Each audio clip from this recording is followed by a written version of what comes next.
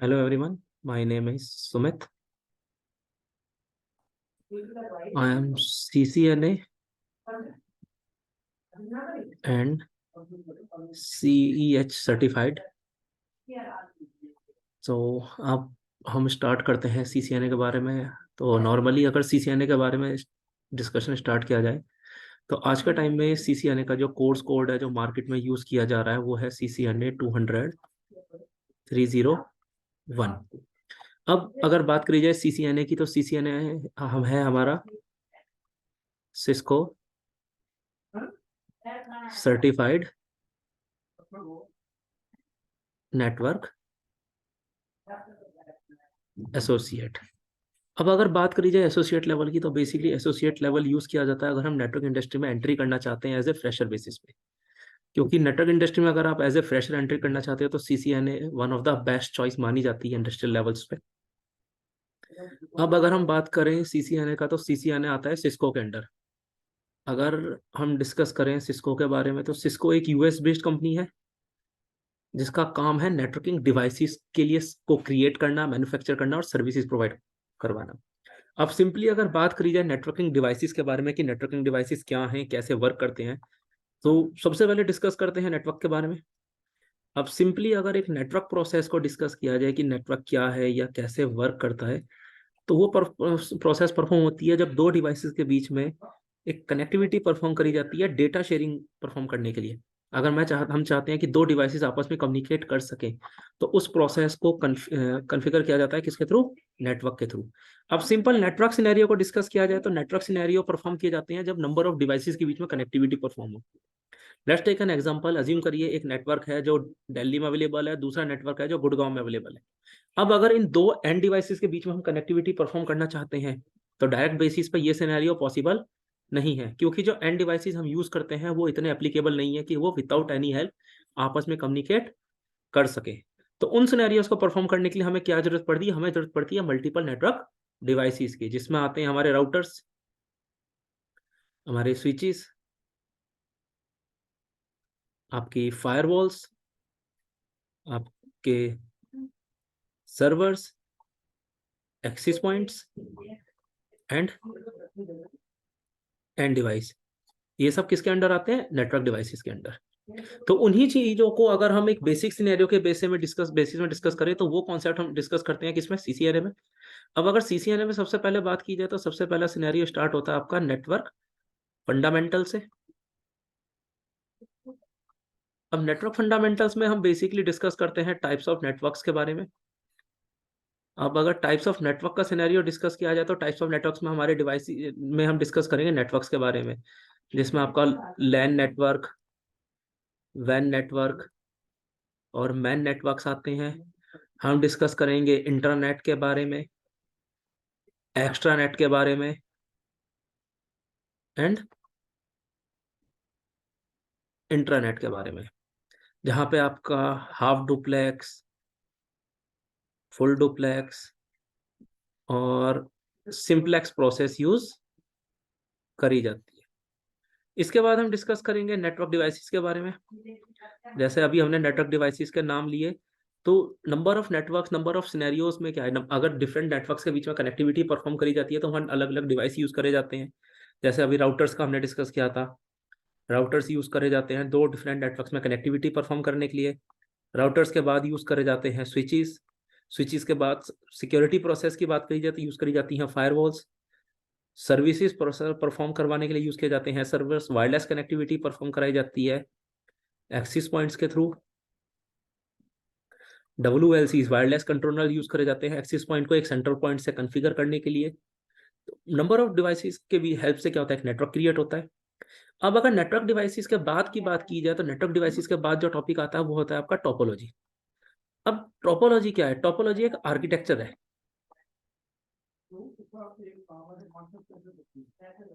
ये एक आर्किटेक्चर। अब आर्किटेक्चर का प्रोसेस क्या है? अब अज्यूम कीजिए मुझे एक प्रॉपर नेटवर्क क्रिएट करना है तो नेटवर्क क्रिएट करने के लिए क्या है? नंबर ऑफ डिवाइसेस को यूज किया जाएगा। अब ऐसी प्रोसेस तो है नहीं कि मैं एक डिवाइस को पर्टिकुलर एक लोकेशन पर अटैच कर देंगे और नंबर ऑफ डिवाइस उससे डायरेक्टली कम्युनिकेट करेंगे। सबसे पहली चीज क्या होती है? जितने भी डिवाइसेस इंडस्ट्रीज में परफॉर्म कराए जाते हैं हर डिवाइस की एक प्रॉपर लोकेशंस होती है।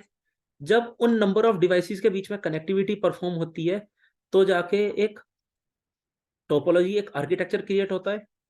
उन सिनेरियोस को रेफर किया जाता है किसके बेसिस पे? टोपोलॉजी, जिसमें हम उन टोपोलॉजीज को डिस्कस करेंगे जो सिस्को के थ्रू मार्केट में अवेलेबल है। टोपोलॉजी के बाद आती है केबलिंग। अब अगर केबलिंग इशू को डिस्कस किया जाए, केबलिंग का मतलब क्या है? जहां पे हम यूज करते हैं केबल्स को। अब अगर केबल्स की बात करी जाए तो नंबर ऑफ डिवाइसेस के बीच में जो कनेक्टिविटी परफॉर्म होती है वो केबल्स के बेसिस पर परफॉर्म कराई जाती है, जहां हम टाइप्स ऑफ केबल्स को यूज करते हैं। केबल्स के बाद आता है ओएसआई मॉडल, जिसे नेटवर्किंग का रेफरेंस मॉडल भी कहा जाता है। ओएसआई के बाद हम डिस्कस करेंगे आईपीस। तो नॉर्मली आईपी के दो वर्जन मार्केट में अवेलेबल हैं जिन्हें यूज करते हैं IPv4 एंड IPv6। इन्हें डिटेल डिस्कस करा जाएगा। इसके बाद हम स्टार्ट करेंगे कॉन्फ़िगरेशन राउटिंग के बेसिस पे। अब अगर राउटिंग सिनेरियोस को डिस्कस किया जाए कि राउटिंग कॉन्सेप्ट्स क्या है, राउटिंग सिनेरियो कैसे परफॉर्म करी जाती है, तो सबसे पहली चीज, राउटिंग सिनेरियोस परफॉर्म करी जाती हैं राउटर्स के बेसिस पे।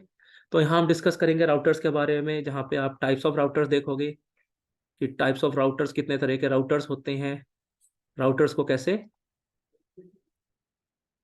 कॉन्फ़िगर किया जाता है। उसी सिनेरियोस पे अगर राउटिंग की बात की जाए तो routing basically best path selection का प्रोसेस है, जहाँ पे अगर हम नंबर ऑफ नेटवर्क्स के बीच में एक बेस्ट पाथ परफॉर्म करना चाहते हैं पैकेट को ट्रेवल करवाने फ्रॉम सोर्स टू डेस्टिनेशन, तो बेस्ट पाथ परफॉर्म होता है राउटिंग के थ्रू। राउटिंग तीन तरीके से परफॉर्म करी जाती है, आपकी static routing, default routing and dynamic routing. तो इन तीन तरह की राउटिंग्स को हम परफॉर्म करके देखेंगे। उसके बाद राउटर्स के ऊपर कैसे पासवर्ड्स असाइन करे जाते हैं, राउटर्स पे कैसे बैकअप क्रिएट करे जाते हैं, और कैसे उन्हें रिस्टोर किया जाता है। ये सारी चीजें हम डिस्कस करेंगे किसके बेसिस पे? आपके राउटिंग सिनेरियोस के बेसिस पे। राउटिंग के बाद हम स्टार्ट करेंगे नेटवर्क सिक्योरिटी के बारे में। अब अगर नेटवर्क सिक्योरिटी के कॉन्सेप्ट को डिस्कस किया जाए, नेटवर्क सिक्योरिटी क्या है? सो नेटवर्क सिक्योरिटी में हम एडवांटेज डिस्कस करेंगे नेटवर्क सिक्योरिटी की। पर्टिकुलर कोई सिंगल यूजर या कोई ऑर्गेनाइजेशन अगर नेटवर्क सिक्योरिटी को अप्लाई करती है तो उन्हें क्या क्या बेनिफिट्स मिलेंगे, नेटवर्क सिक्योरिटी की क्या क्या एडवांटेजेस हैं, और उस प्रोसेस को कैसे अप्लाई किया जाता है। उसमें हम देखेंगे ACL, एक्सिस कंट्रोल लिस्ट, दो नेटवर्क्स के बीच में ट्रैफिक को अलाउ या डिनाई करने की जो प्रोसेस है वो किसके थ्रू अप्लाई होती है? ACL के थ्रू। तो उन कॉन्सेप्ट्स को हम डिस्कस करेंगे ACL के बेसिस पे। नेटवर्क सिक्योरिटी के बाद आएगी आपका IP सर्विसेज। IP सर्विसेज में हम डिस्कस करेंगे नेटपैट के सिनेरियो को, नेटवर्क एरिया ट्रांसलेशन या पोर्ट एड्रेस ट्रांसलेशन कैसे वर्क होता है। बेसिकली नेटपैट का सिनेरियो परफॉर्म करा जाता है IPs को प्राइवेट टू पब्लिक कन्वर्ट करने के लिए, जिसके थ्रू हम इंटरनेट एक्सेस करते हैं।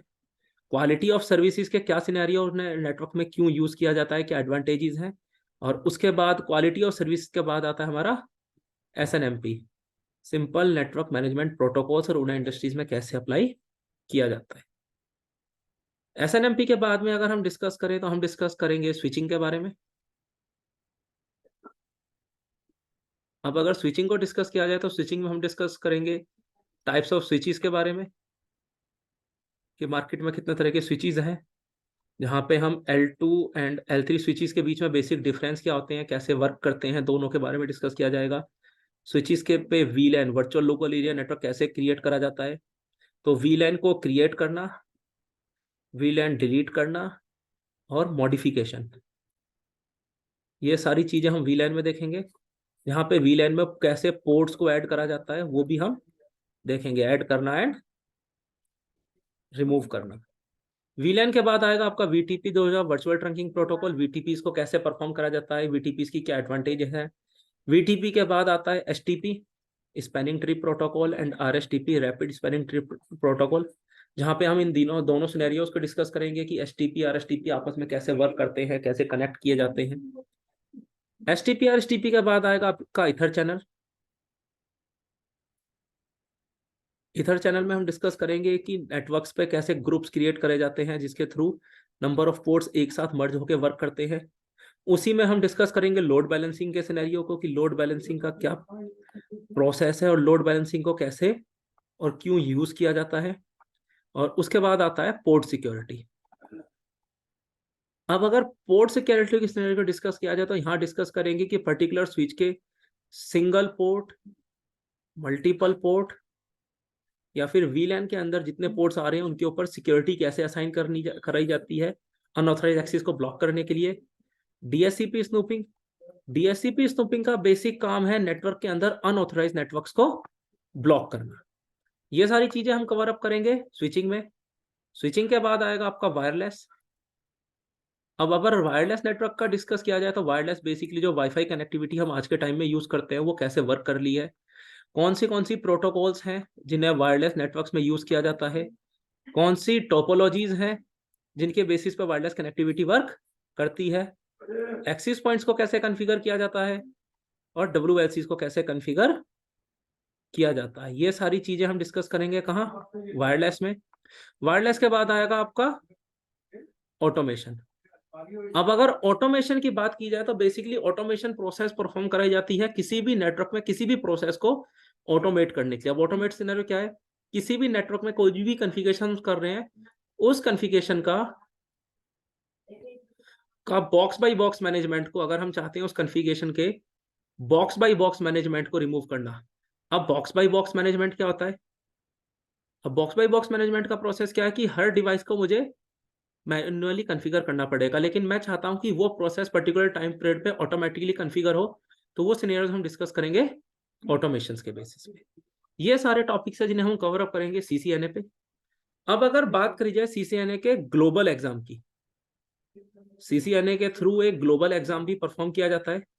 अब उस ग्लोबल एग्जाम की बात करी जाए तो यहाँ पे एक ग्लोबल सर्टिफिकेशन मिलेगा जिसकी वैलिडिटी होती है 3 इयर्स की। अगर आप उस सर्टिफिकेशन को क्लियर करते हो तो 3 इयर्स के लिए आपको सर्टिफिकेशन मिलेगा। सर्टिफिकेशन कॉस्ट है आपकी $300 प्लस 18% जीएसटी। ये हम डिस्कस करेंगे। उसके बाद में जो एग्जाम होता है वो आपका 1000 मार्क्स का होता है और अप्रोक्स आपको 800 प्लस मार्क्स स्कोर करने होते हैं इस सर्टिफिकेशन एग्जाम को क्लियर करने के लिए। ओके, तो जो ये अमाउंट है ये वन टाइम अमाउंट होता है। अगर इस वन टाइम अमाउंट में हमने ये एग्जाम क्लियर नहीं करा तो ये एप्लीकेबल नहीं रहता है। ओके, उसके बाद अगर बात करी जाए कि सीसीएनए में कौन से जॉब्स अवेलेबल हैं, तो सीसीएनए में आप जा सकते हो एज ए नेटवर्क एनालिस्ट,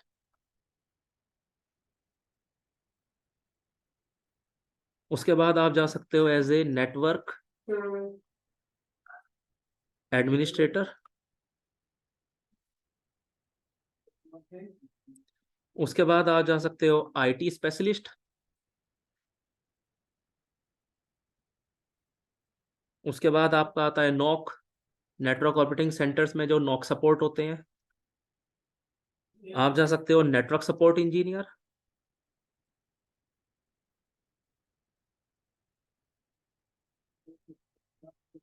और उसके बाद आप जा सकते हो प्री सेल्स। तो नॉर्मली ये 5 वो पोजीशंस हैं जिनके लिए सीसीएनए के बाद आप इजीली अप्लाई कर सकते हो और कंपनीज आपको इजीली हायर कर लेंगी, जिसके लिए आपको एक अच्छी नॉलेज और अच्छी प्रैक्टिस की जरूरत होगी। सीसीएनए के बाद जो एडवांस ऑप्शन आता है वो होता है आपका सीसीएनपी। अब अगर सीसीएनपी की बात करी जाए तो सीसीएनपी में जो सर्टिफिकेशंस होते हैं वो आपके 6 सर्टिफिकेशन है। सबसे पहला होता है सीसीएनपी एंटरप्राइज, सीसीएनपी एंटरप्राइज के बाद आता है सीसीएनपी सिक्योरिटी, सीसीएनपी सिक्योरिटी के बाद आता है सीसीएनपी सर्विस प्रोवाइडर,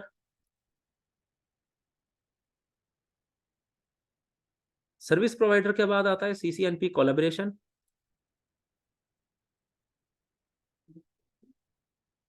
कोलैबोरेशन के बाद आता है सीसीएनपी डेटा सेंटर, और डेटा सेंटर के बाद आता है सीसीएनपी डेवनेट। तो सीसीएनपी के ये 6 ऑप्शंस होते हैं जहां पे आपको नंबर ऑफ ऑप्शंस में, आप एंटरप्राइज की बात करें तो यहाँ राउटिंग स्विचिंग को और डीप आपको सीखने के लिए मिलेगा। सिक्योरिटी में हम फायरवॉल्स के बारे में डिस्कस करेंगे। सर्विस प्रोवाइडर बेसिकली आईएसपीज के लिए वर्क करता है। कोलैबोरेशन में आपको एक कोलैबोरेशन प्रोजेक्ट के बारे में डिस्कस किया जाएगा कि कोलैबोरेशन सिनेरियो कैसे वर्क करता है। डेटा सेंटर में हम डिस्कस करेंगे सर्वर्स के बारे में। एंड डेव नेट में आप डिस्कस करेंगे जो ऑटोमेशन की प्रोसेस परफॉर्म कराई जाती हैं उनके बारे में। ओके, उसी तरह CCNP के बाद आता है आपका CCIE, जो आपका एक्सपर्ट लेवल होता है। तो ये सारी चीजें हैं जो आपको देखने के लिए और सीखने के लिए मिलेंगी किसमें, CCNA और CCNP के बेसिस पे। चलिए अब डिस्कस करते हैं CCNP के कुछ टॉपिक्स के बारे में, सॉरी CCNA के कुछ टॉपिक्स के बारे में। तो स्टार्ट करते हैं CCNA का, और हम स्टार्ट करते हैं IP से। IP स्टैंड होता है इंटरनेट प्रोटोकॉल। अब इंटरनेट प्रोटोकॉल क्या है, नॉर्मली अगर पूछा जाए कि आईपीस क्यों यूज करी जाती हैं, तो बेसिकली आईपीस यूज करी जाती हैं नेटवर्क में नंबर ऑफ डिवाइसेस के बीच में कनेक्टिविटी परफॉर्म करने के लिए। क्योंकि जो आईपीस हैं वो क्या होती हैं, यूनिक होती हैं। किसी भी मशीन को अगर मैं नेटवर्क में कॉन्फ़िगर करना चाहता हूँ, आइडेंटिफाई करना चाहता हूँ, तो वो किसके थ्रू किया जाएगा, आईपी एड्रेस के थ्रू। मार्केट में आईपी के 2 वर्जन अवेलेबल हैं। फर्स्ट है आपका IPv4 और सेकंड है हमारा IPv6। तो चलिए पहले स्टार्ट करते हैं IPv4 से। अब अगर हम स्टार्ट करें IPv4 से, तो नॉर्मली IPv4 के अगर साइज की बात की जाए तो IPv4 होता है आपका 32 बिट का, जो डिवाइड होता है 4 ऑक्टेट में। सो 4 ऑक्टेट की वैल्यू होती है 32 bit, because 1 octet equal to 8 bit. IPv4 को लिखा जाता है डॉटेड डेसिमल फॉर्मेट में, डॉटेड डेसिमल फॉर्मेट यूज किया जाता है। और IPv4 5 क्लासेस में डिवाइडेड है। कितने में, 5 क्लासेस में। कौन सी class, A, class B, D and E, जिसमें से A, B, C वो क्लासेस हैं जिन्हें हम नेटवर्क में यूज करते हैं। क्लास D है वो रिजर्व है मल्टीकास्ट के लिए, और जो क्लास E है वो रिजर्व है साइंटिफिक रिसर्च के लिए।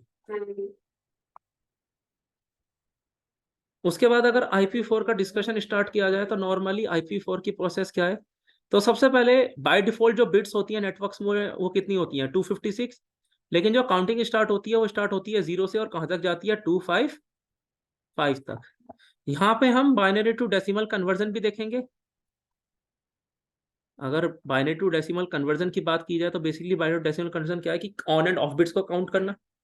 तो इस प्रोसेस को डिस्कस किया जाए तो यहाँ पे ना कुछ रूल्स फॉलो करे जाते हैं, जिन रूल्स के बेसिस पे हमें पता चलेगा कि किस क्लास में कितनी आईपीज हैं। जैसे 0 to 255 की रेंज है। अब हमने डिस्कस किया कि ये रेंज 5 क्लासेस में डिवाइड है, तो पर्टिकुलर हर क्लास के पास में एक नंबर ऑफ आईपीज अवेलेबल है। तो वो कैसे डिस्कस किया जाएगा, तो अब अगर रूल्स की बात की जाए तो रूल्स डिस्कशन स्टार्ट करते हैं क्लास ए का। अब क्लास ए का प्रोसेस क्या है, क्लास ए में एक रूल्स में एक फॉर्मूला क्या चलता है, रूल्स में हमें 3 चीज फाइंड आउट करनी है। सबसे पहले हम फाइंड आउट करेंगे रेंज की, किस क्लास में कहां से कहां तक की रेंज आ रही है, उस क्लास में कितने नेटवर्क्स बन रहे हैं और कितने होस्ट पर नेटवर्क्स बन रहे हैं, कि अगर एक नेटवर्क किसी यूजर को देंगे तो वो कितने डिवाइसेस को कनेक्टिविटी दे सकता है। तो अगर क्लास ए की बात करी जाए, उससे पहले हम डिफॉल्ट नेटवर्क बिट्स की बात कर लेते हैं। क्लास ए में जो नेटवर्क बिट्स होती हैं वो होती हैं 8, और जो होस्ट बिट्स होती हैं वो होती हैं 24। अब यहाँ जो नेटवर्क्स हैं वो रिप्रेजेंट होते हैं 1 से, जिसका मतलब होता है ऑन बिट, और जो होस्ट है वो रिप्रेजेंट होता है 0 से, जिसका मतलब होता है ऑफ बिट। अब ऑन एंड ऑफ बिट्स के बारे में डिस्कशन किया जाए तो यहाँ पे एक टेबल यूज करी जाती है जो स्टार्ट होती है 2 ^ 0 1, 2 ^ 1 2, 2 ^ 2 4, 2 ^ 3 8, 2 ^ 4 16, 2 ^ 5 32, 2 ^ 6 64 एंड 2 ^ 7 128।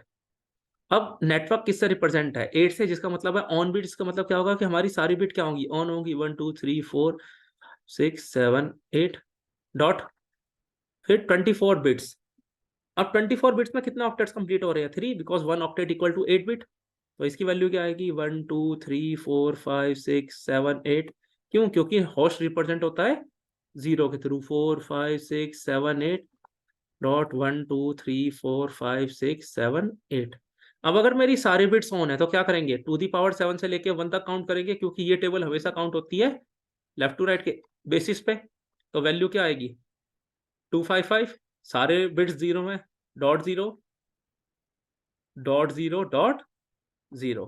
तो क्लास ए में नेटवर्क कितना हुआ, 8 बिट, होस्ट कितना हुआ 24 बिट्स, और डिफॉल्ट सबनेट कितना आया 255.0.0.0। वहीं अगर बात की जाए क्लास बी की, क्लास बी में डिफॉल्ट नेटवर्क बिट्स होती हैं 16 and default host bits are 16। अब नेटवर्क में 16 बिट्स है, सारी बिट्स 1 से डिफाइन होती हैं, मतलब ऑन बिट्स तो क्या होगा 1 2 3 4 6 7 8 डॉट 1 2 3 4 5 6 7 8 डॉट 1 2 3 4 5 6 7 8 डॉट 1 2 3 4 5 6 7 8। वैल्यू क्या आएगी 255.0.0। सी की बात की जाए, सी में नेटवर्क होता है 24 बिट का एंड होस्ट होता है 8 बिट का। तो क्या निकलेगा 1 2 3 4 5 6 7 8, 1 2 3 4 5 6 7 8, 1 2 3 4 5 6 7 8 एंड 1 2 3 4 5 6 सॉरी, और यहाँ लास्ट बिट आएगा हमारा 1 2 3 4 5 6 7 8। तो क्या वैल्यू आएगी 255 255 255.0। तो हमने तीनों क्लासेस की बिट्स डिस्कस कर ली। अब चलिए रूल्स के बेसिस पे ये फाइंड आउट करते हैं कि किस क्लास में कितनी रेंज अवेलेबल होगी। तो कैसे फाइंड आउट किया जाएगा? तो सबसे पहले क्लास ए की बात की जाए तो ए का फॉर्मूला क्या है, वो है आपका first octet first bit always zero. क्या कि फर्स्ट ऑक्टेट का फर्स्ट बिट हमेशा जीरो रहेगा, तो फर्स्ट टाइम जो फर्स्ट बिट जीरो रखेंगे और रिमेनिंग बिट्स को भी जीरो रखेंगे 4 5 6 7 8। सेकेंड टाइम फर्स्ट ऑक्टेट का फर्स्ट बिट जीरो और रिमेनिंग बिट्स को हम 1 रखेंगे। अब अगर मेरी सारी बिट्स ऑफ है तो क्या आएगी रेंज 0। अब यहाँ पे क्या है, देखिए फर्स्ट बिट ऑफ है, बाकी रिमेनिंग बिट्स ऑन है। कैसे निकालेंगे? तो जो टेबल क्रिएट करी थी हमने टू दी पावर 0 से लेके 7 तक, वो टेबल आप लोगों को याद करनी पड़ेगी अगर आप चाहते हो आईपीस के बेसिस पे अच्छे से वर्क परफॉर्म करना, क्योंकि पूरा नेटवर्क सिनेरियो इन्हीं आईपीस पे डिपेंड है। तो देखिए हमने डिस्कस किया था कि वो काउंट होती है लेफ्ट टू राइट के बेसिस पे। अब लेफ्ट टू राइट के बेसिस पे सबसे पहली बिट कौन सी होगी 128 64 32 16 8 4 2 1। अब फर्स्ट बिट ऑफ है तो 128 को काउंट नहीं करेंगे, रिमेनिंग बिट्स को काउंट करेंगे, तो वैल्यू कितनी आएगी 127। तो देखिए सबसे पहली चीज हमें क्या रिसीव हो गई, हमें एक रेंज रिसीव हुई है। क्लास ए में रेंज क्या चलेगी 0 से 127। अब आपको कहीं कोई नेटवर्क मिलता है 10 का 20 का 100 का 90 का, आपको पता है वो नेटवर्क किस क्लास से बिलोंग करता है, वो बिलोंग कर रहा है क्लास ए से। उसके बाद में हमें फाइंड आउट करना है क्या, number of networks. Networks find out करने के लिए फॉर्मूला यूज किया जाता है टू दी पावर एन, जो होता है आपका network bit minus reserve bit. अब नेटवर्क बिट कितनी थी यहाँ पे 8, और रिजर्व बिट क्या था फर्स्ट ऑक्टेट का फर्स्ट बिट ऑलवेज 0, तो 8 minus 1 7 and to the power 7 equal to 128। Class A में कितने नेटवर्क्स बन रहे हैं 128 नेटवर्क्स बन रहे हैं। उसके बाद अगर बात करी जाए होस्ट पर नेटवर्क की, कि अगर एक नेटवर्क किसी यूजर को असाइन करते हैं तो उसे कितने होस्ट रिसीव होंगे। होस्ट होता है कितने डिवाइसेस को हम कनेक्टिविटी प्रोवाइड करा सकते हैं। उसके लिए फॉर्मूला चलता है to the power n minus 2, और ये होता है आपका total bit minus network bit. Total bit by default 32, network bits कितनी होती हैं 8, कितना आया 24, टू दी पावर 24 माइनस 2, यह आएगा आपका 1,67,77,214। 16 आता है माइनस 2 करके 14। अब अगर एक नेटवर्क किसी यूजर को हम असाइन करते हैं तो वो इतने डिवाइसेस को कनेक्टिविटी दे सकता है। उसके बाद अगर बात करी जाए क्लास बी की, तो क्लास बी में रूल क्या कहता है, क्लास बी का रूल है first octet first 2 bit always 10। तो यहाँ पे क्या होगा फर्स्ट टाइम 10, रिमेनिंग बिट्स क्या रहेंगी first time 0, second time 10, remaining bits रहेंगी हमारी 1। तो फर्स्ट बिट ऑन है बाकी ऑफ है, वैल्यू कितनी आएगी 128।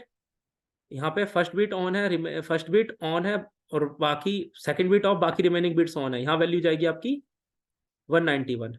अब अगर 128 से 191 की बात की जाए तो 128 टू 191 क्या होगी हमारी रेंज हो गई, जो बिलोंग करती है किससे क्लास बी से। उसके बाद अगर डिस्कस किया जाए नेटवर्क्स के बारे में तो यहाँ पे वही टू दी पावर एन कैसे निकालते हैं, नेटवर्क माइनस रिजर्व।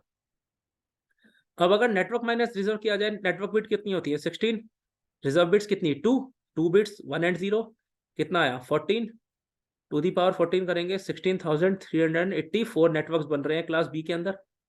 वहीं अगर बात करी जाए होस्ट पर नेटवर्क की, तो होस्ट पर नेटवर्क में कितना है to the power n minus 2, जो होता है हमारा total bit minus network bit. Total bit कितनी हुई 32, नेटवर्क बिट कितनी हुई 16, टू दी पावर 16 माइनस 2, यह आएगा 65,534।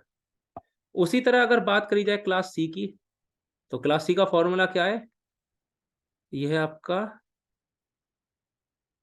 फर्स्ट ऑक्टेट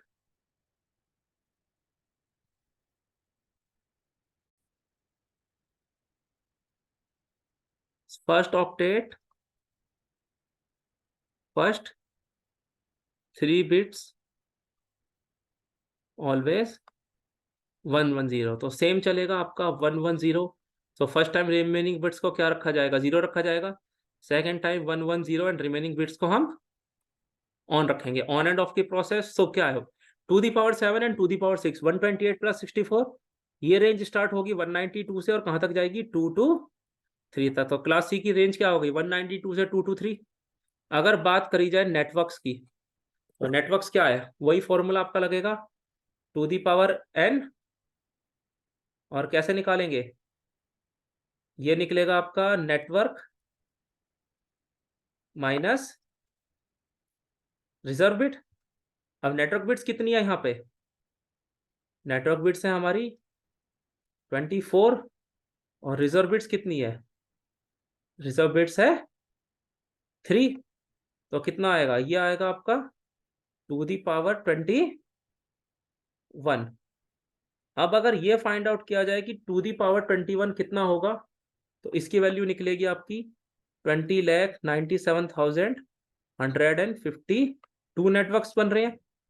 और अगर बात करी जाए होस्ट पर नेटवर्क की, तो फॉर्मूला है to the power n minus 2, और ये होता है टोटल बिट माइनस, ये होगा हमारा total bit minus network bit. अब टोटल बिट्स कितनी हुई 32, नेटवर्क कितना हुआ 24, कितना आया 8, टू दी पावर 8 माइनस 2, तो टू दी पावर 8 होता है 256, एंड 256 माइनस 2 इक्वल टू 254। अब वहीं अगर बात करी जाए नेटवर्क्स के बारे में, तो क्लास ए की रेंज कितनी निकली मेरी 0 से लेके 127। अब जो यहाँ 0 से लेके 127 की रेंज आई है, तो यहाँ पे क्या होता है, जो 0 होता है वो इनवैलिड हो जाता है। क्यों, क्योंकि 0 से डायरेक्टली कोई भी आईपी स्टार्ट नहीं होती है। और जो 127 का नेटवर्क है वो चला जाता है किसमें, रिजर्व लूप बैक में, जो आपका रिजर्व लूप बैक में चला जाता है।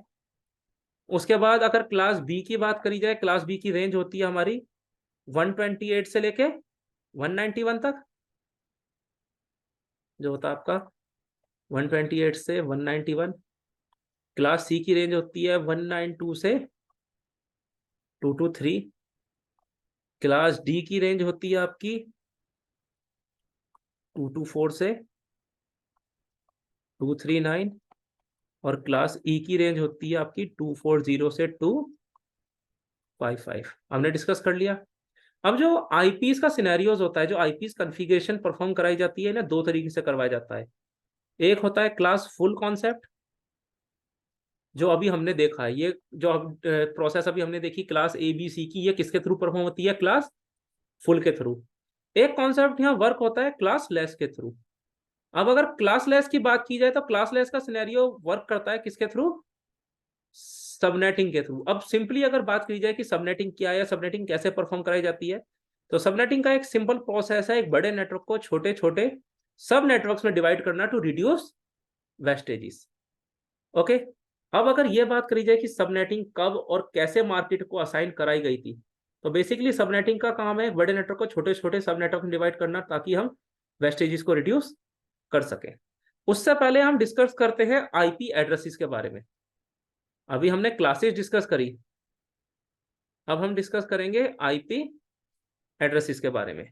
तो नॉर्मली आईपी एड्रेसेस दो तरह के होते हैं, एक होती है आपकी प्राइवेट आईपी और दूसरी होती है हमारी पब्लिक आईपी। अब प्राइवेट आईपी कहाँ यूज करी जाती है? प्राइवेट आईपी यूज करी जाती है लैन नेटवर्क में, और जो प्राइवेट आईपी है वो यूज करी जाती है ग्लोबल, जिसे आप कह सकते हो इंटरनेट पे। जो प्राइवेट आईपी है वो फ्री ऑफ कॉस्ट होती है, उसके लिए हमें कोई भी चार्जेस पे नहीं करने होते। लेकिन जो पब्लिक आईपी हमें क्या करना पड़ता है, वो परचेज करनी पड़ती है। जो प्राइवेट आईपी है वो रजिस्टर्ड नहीं होती, वो नॉट रजिस्टर्ड आईपी होती है। लेकिन जो पब्लिक आईपी है वो क्या होती है, वो रजिस्टर्ड होती है। और रजिस्टर्ड किसके पास होती है? रजिस्टर्ड होती है वो आईना के पास में, इंटरनेट असाइन नंबर अथॉरिटी। आईना वो ऑर्गेनाइजेशन है जिसका काम है पूरे वर्ल्ड में आईपीस के डिस्ट्रीब्यूशन को मैनेज करना। तो नॉर्मल सबसे पहली ऑर्गेनाइजेशन, अब अज्यूम करो आप वर्क कर रहे हो एज ए एंड यूजर। अगर मैं एक एंड यूजर हूं, मेरे पास एक लैंड नेटवर्क है, लेकिन लैंड नेटवर्क पे कौन सी आईपी हमें रिसीव होगी? Private IP. और प्राइवेट आईपी की हेल्प से हम इंटरनेट एक्सेस नहीं कर सकते, तो इसलिए हमें कौन सी आईपी की जरूरत पड़ती है? पब्लिक आईपी की। लेकिन as a end user directly हम पब्लिक आईपी एक्सेस नहीं करते हैं। पब्लिक आईपी हमें कौन प्रोवाइड, किसके थ्रू रिसीव होती है? आईएसपी, इंटरनेट सर्विस प्रोवाइडर्स के थ्रू रिसीव होती है। तो यहाँ एक प्रॉपर चैन फॉलो होती है जिसके थ्रू ये डिस्ट्रीब्यूशन प्रोसेस वर्क करती है, जिसमें सबसे पहला होती है आईना, जो होती है आपकी internet assign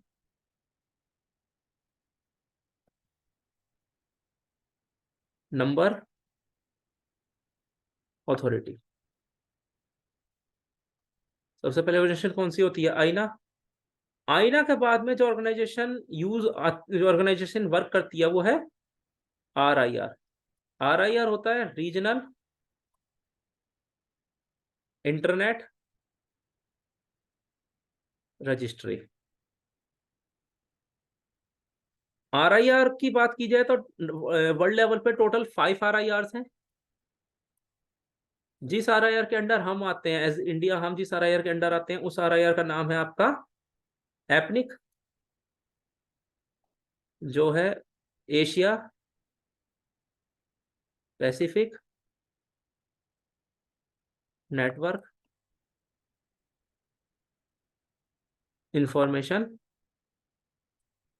centre. Okay, APNIC होता है।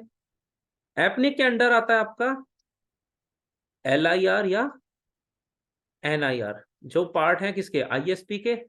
अब LIR होता है लोकल इंटरनेट रजिस्ट्री।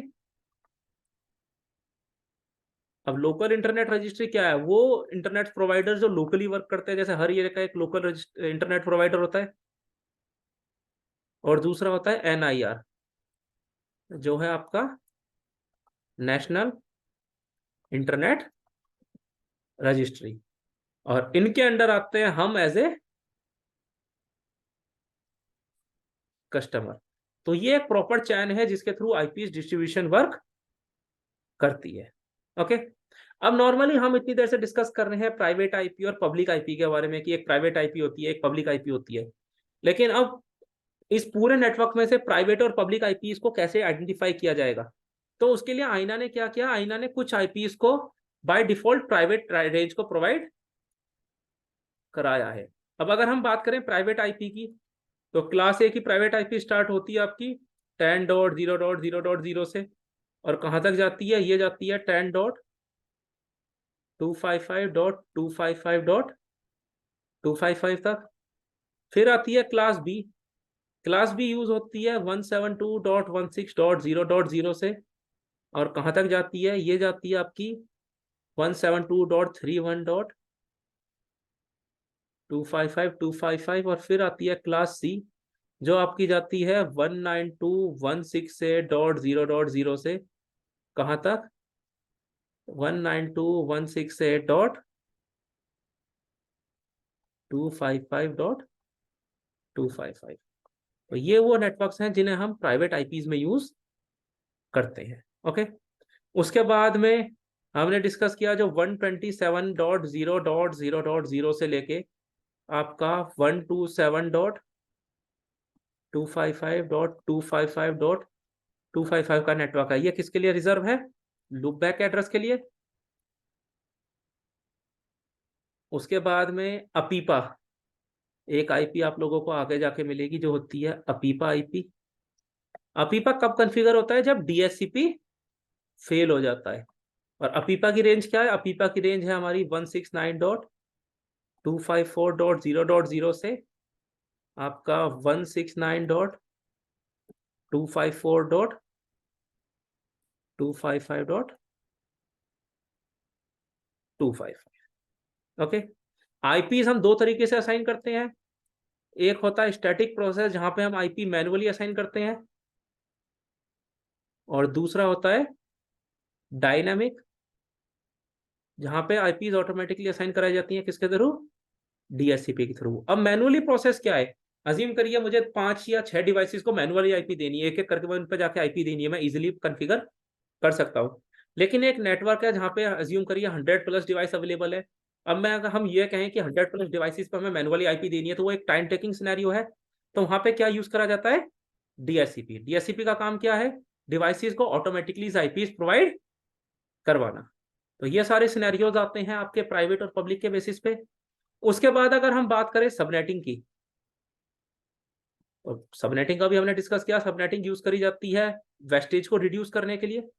सबनेटिंग दो तरीके से परफॉर्म कराई जाती है, एक होता है एफएलएसएम और दूसरा होता है वीएलएसएम, जो है आपका फिक्स्ड लेंथ सबनेट मास्क, और ये एक है आपका वेरिएबल लेंथ सबनेट मास्क। और ये दोनों प्रोसेस वर्क करती हैं किसके अंडर? सीआईडीआर के अंडर। और सीआईडीआर होता है आपका classless inter domain routing. Okay, अब सीआईडीआर में ना रेंजेस वर्क करती है। अगर हम बात करें क्लास ए की, तो क्लास ए की सीआईडीआर रेंज क्या होती है?